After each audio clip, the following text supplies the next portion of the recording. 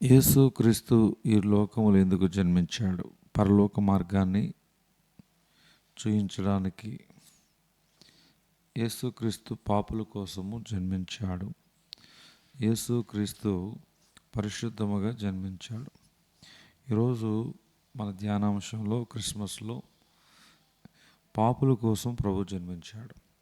లోకరక్షకుడైన యేసుక్రీస్తు పాపుల కోసం జన్మించాడని మనం బైబిల్ లేఖనం ద్వారా తెలుసుకోవచ్చు.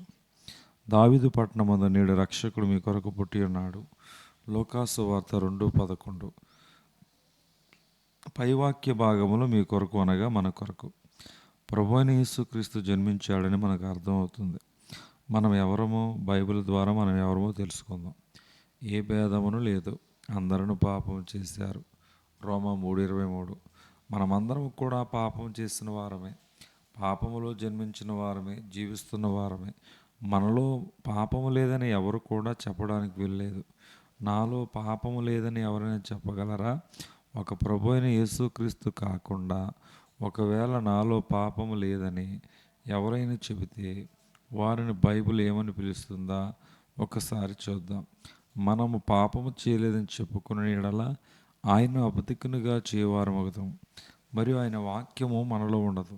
1 యోహాను 1:10. మనలో పాపము లేదంటే మొదటగా దేవుడిని అబద్ధికునిగా చేస్తున్నాము.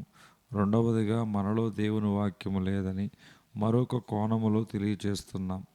మనము పాపులము అని మనకు సుస్పష్టముగా బైబిల్ ద్వారా అర్థమయ్యింది. దావీదు పట్టణమందు నేడు రక్షకుడు మీ కొరకు పుట్టి ఉన్నాడు. పాపులమైన మన కొరకు పుట్టి ఉన్నాడు. ఈయన ప్రభు అయిన క్రీస్తు. పాపుల కోసం ఒక పరిశుద్ధుడు భూమి మీద జన్మించటం ఇది ఒక మహా అద్భుతం. దేవుడు లోకమును ఎంతో ప్రేమించును. యోహాను 3:16. అనగా మనుష్యులైన మనలను ఎంతో ప్రేమించాడు కాబట్టి ఎంతో సుందరమైన మహావైభవంతో కూడిన బంగారపు వీధులు కలిగిన వజ్ర వైడూర్యాలతో ఉన్న తేజో నివాసులతో వేవేల దూతలతో నిత్యము పరిశుద్ధుడు పరిశుద్ధుడని పిలువబడిన దేవుడు పాపులమైన మన కోసం తాను ఆ పరలోకములు విడిచిపెట్టి ఈ భూమి మీద పరిశుద్ధంగా జన్మించాడు. దేవుడికి పాపి అంటే ప్రాణం, కానీ పాపం అంటే అసహ్యం.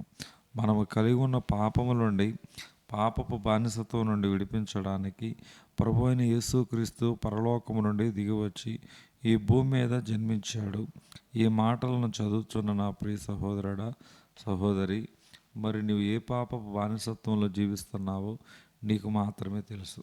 కొన్నిసార్లు నిన్ను నీవే ప్రశ్నించుకున్నావు, ఈ నా పాపపు జీవితం నుండి ఎవరు నన్ను విడిపించలేరా అని నీ ప్రశ్న అయితే, ఆ ప్రశ్నకు దేవుడు ఈ రోజున నీకు జవాబిస్తున్నాడు. ఆ పాపపు బానిసత్వం నుండి విడిపించడానికి నేను సుమారు 2000 సంవత్సరాల క్రితం నీకోసమే బెత్లెహేములో జన్మించానని ప్రభు అయిన యేసుక్రీస్తు నీకు జవాబిస్తున్నాడు. మరి నీ ప్రశ్నకు జవాబు మరి ఈ యొక్క వాక్యము ద్వారా నువ్వు పొందుకున్నట్లయితే ఆయన నీ పాపములను విడిపించడానికి జన్మించాడని ఈ క్రిస్మస్లో గ్రహిస్తావా? అలా గ్రహించినట్లయితేనే నీ జీవితాన్ని ఇప్పుడే దేవునికి సంపూర్ణంగా సమర్పించు. ఆయన నిన్ను నీ జీవితానికి పరిశుద్ధమైన జీవితంగా మారుస్తాడు. యేసుక్రీస్తు పాపుల కోసమే జన్మించాడు కాబట్టి పాపుల కోసం మరణించాడు. యేసు రక్తము ప్రతి పాపము నుండి మనల్ని పవిత్రగా చేయను. నువ్వు కడగబడిన దినమున నిత్యత్వాన్ని నువ్వు సంపాదించుకునే రక్షణ పొందిన యెడల నీటి మూలముగా ఆత్మ మూలముగా బాప్తిసం తీసుకుని ఆయన్ని ధరించుకుని యెడల రక్షించబడిన యెడల నిత్యము రక్షణానందాన్ని పొందుకుంటా. అట్టి క్రిస్మస్ ఆనందం, రక్షణానందం దేవుడు నీకు దయచేయనుగాక. ఆమేన్.